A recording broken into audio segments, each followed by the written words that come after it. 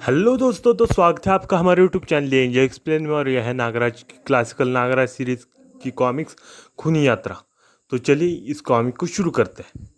खूनी यात्रा, लेखक संजय गुप्ता, चित्रकार चंदू और विनय, कला दिग्दर्शक प्रताप मुलिक, संपादक मनीष गुप्ता। आप प्रताप मुलिक को याद रखिए। नागराज, जिसने विश्व से आतंकवाद व अपराध को जड़ से उखाड़ फेंकने की कसम खाई थी, बुलडॉग और चांगू जैसे विश्वव्यापी अपराधियों को निस्तो नाबूद करने के बाद अमेरिका व पश्चिम यूरोप के सबसे बड़े और खतरनाक गैंगस्टर विलियम से टकराने जा पहुंचा था। न्यूयॉर्क में सिर्फ डॉन ही ऐसा व्यक्ति था जो नागराज को विलियम तक पहुंचा सकता था, लेकिन वह इस समय शिकागो की सर्वाधिक सुरक्षित जेल में था।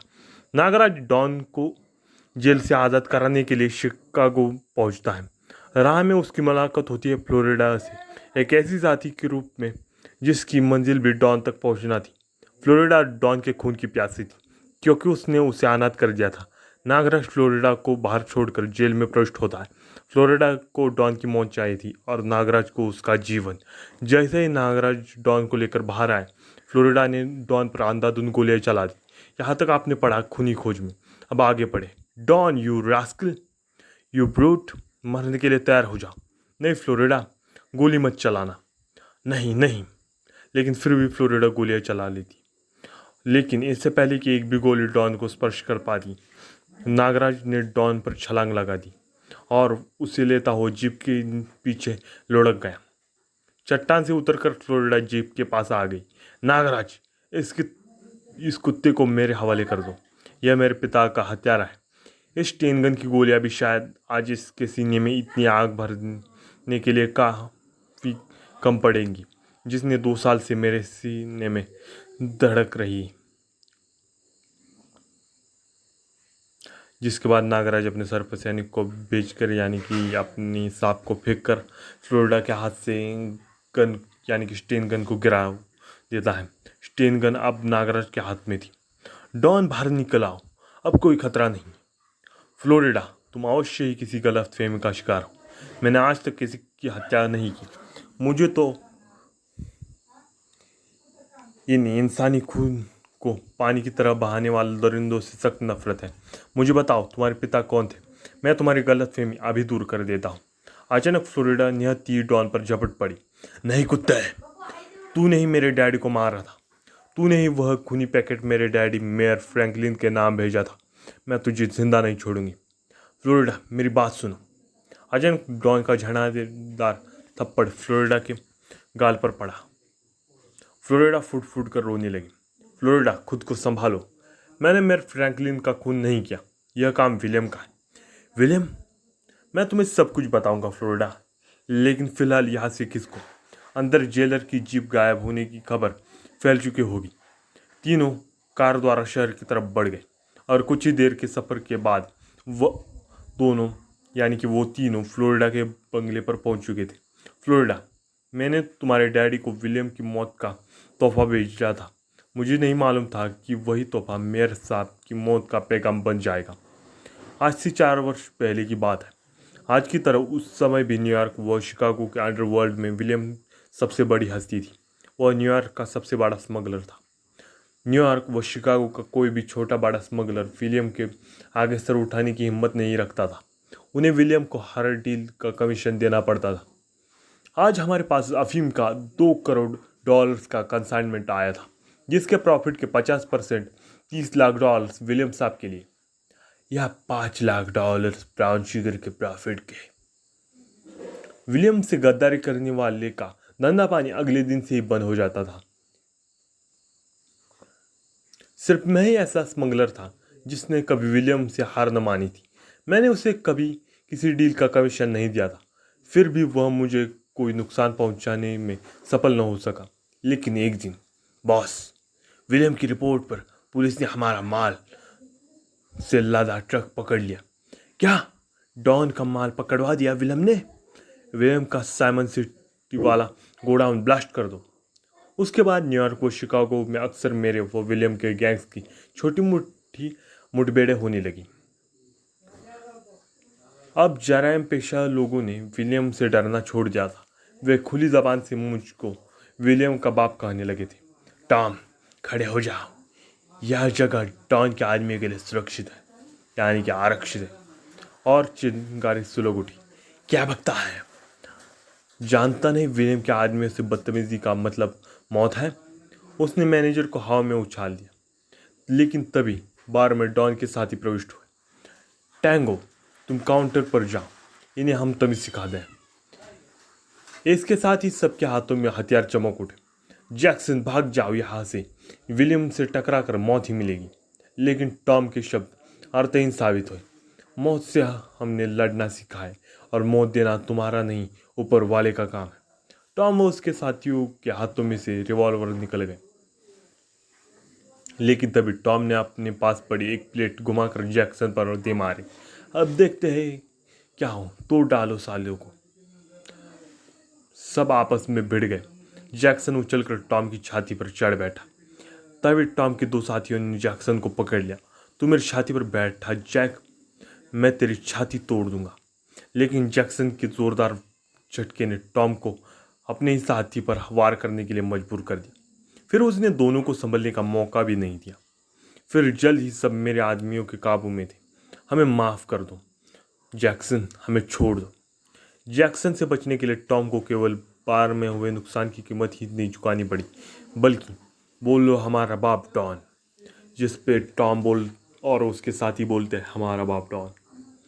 लेकिन एक दिन मैंने हिंसा का ऐसा बाउंड्री देखा जिससे मेरी आत्मा तक कांप गई। वह क्या? उस रात एक बड़े डिपार्टमेंटल स्टोर के सेकंड फ्लोर पर हीरो की प्रदर्शनी लगी थी, जिसमें मेरा भी माल था। तब विलियम के गुंडों ने धड़धड़ाते हुए वहाँ प्रवेश किया और एकाएक सबको कवर कर लिया। साहब, आपने अपने हाथ उठा ले, हमें शांति से अपना काम कर लेने थे।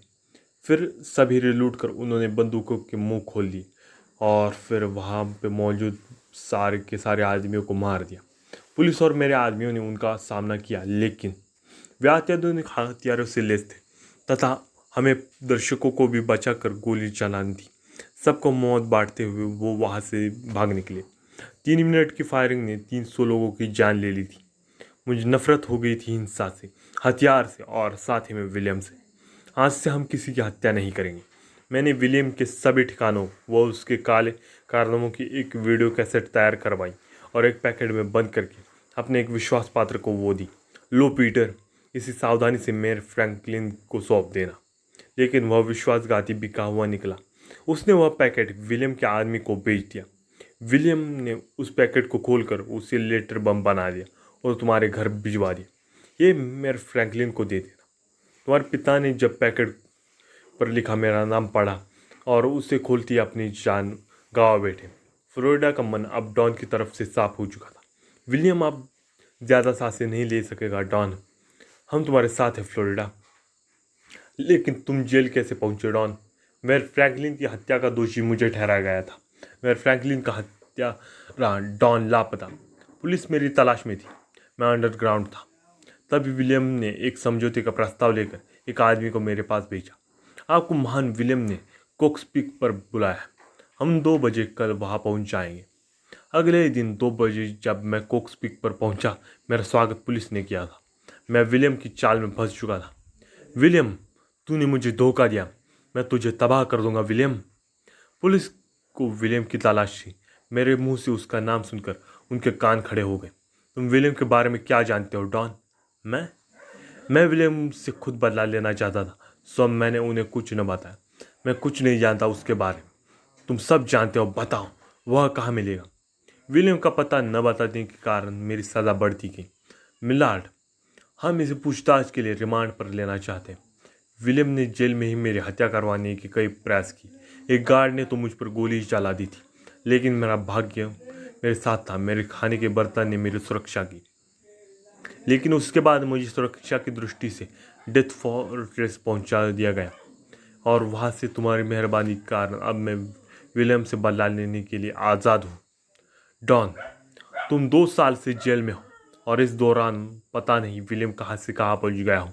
नागराज साहब भले ही केंचुली बदल दे, लेकिन अपनी बाम्बी को नहीं छोड़ता। विलियम का अड्डा है बॉस्टन और न्यूयॉर्क के बीच स्थित विक्टर आइलैंड। लेकिन नागराज, मुझे अभी तक यह नहीं पता चला कि तुमने मुझे आज़ाद क्यों कराया है। डॉन, मैं यहाँ विलियम को ख़त्म करने आया हूँ। वह आतंकवाद को बढ़ावा देता है और मैं आतंकवाद का दुश्मन हूँ। हाँ, वह विमान अपहरण का विशेषज्ञ है और यहाँ उसके स्कूल भी है। यहाँ वह आतंकवादी तैयार करके दूसरे देशों में भेजता है, लेकिन तुम अकेले उसका क्या कर लोगे? वह यहाँ की दूसरी सरकार है। मुझे अपने पर पूरा भरोसा है डॉन, और फिर तुम दोनों भी तो मेरे साथ हो। हाँ, हम तुम्हारे साथ हैं नागराज। हम विक्ट्री आइलैंड जाने के लिए बोट चाहिए डॉन। वह सब इंतजाम मैं कर लूँगा। अगले ही दिन। यह मेरी प्राइवेट लॉन्च है। इसमें बहुत सी विशेषताएं हैं। तुम मुझे विलियम और उसके टापू के बारे में कुछ बताओ डॉन। डॉन ने नागराज को एक टीवी दिखाया और उसकी स्क्रीन के सामने ले गया। मैं तुम्हें वही वीडियो कैसेट दिखाता हूँ जहाँ द्वीप न्यूयॉर्क से 200 किलोमीटर दूर विलियम की प्राइवेट प्रॉपर्टी है। टापू के किनारे खड़ी ये लॉन्च और शिप उसके साथियों के निजी इस्तेमाल के लिए। टापू पर यह घर उसके गुंडों और बदमाशों का है जो उसके लिए हर गलत काम करते हैं। इन्हें विलियम के मल के स्कूल में प्रशिक्षित किया जाता है। हर प्रकार का मल्ल युद्ध सिखाया जाता है इन्हें, जैसे जूडो, कराटे, कुंग-फू, कुश्ती। उन्हें हर प्रकार के हथियारों से परिचित कराया जाता है, यहाँ तक कि हवाई हमले की भी। इनके निशाने अचूक होते हैं और यह सब विलियम की देखरेख में होता है। शाबाश, तुम सब अब अच्छे निशानेबाज हो चुके हो। तुम सब की ट्रेनिंग पूरी हुई। कल तुमको भारत जाना है और वहाँ तोड़ फोड़, हिंसा, आगजनी, लूटपाट करनी तथा उन विमानों का अपहरण करना है जिनमें वीआईपी सफ़र कर रहे हैं। इसके बदले में विलियम को दूसरे देशों से भरपूर धनराशि मिलती है जिससे वह अपना छोटा सा देश चलाता है। सांप्रदायिक दंगे वहाँ की कमज़ोर नस है।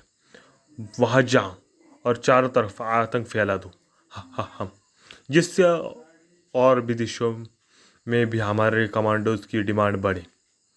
हमें मालूम है बॉस, हमें क्या करना है। टापू के 3 तरफ रेतीला तट है जहाँ इतनी अधिक सुरक्षा की व्यवस्था है कि समुद्र की कोई मछली भी गार्ड्स की निगाहों से बचकर टापू पर नहीं आ सकती। तो दोस्तों, इस कॉमिक को के इस पार्ट को तो यहीं पे समाप्त करते हैं।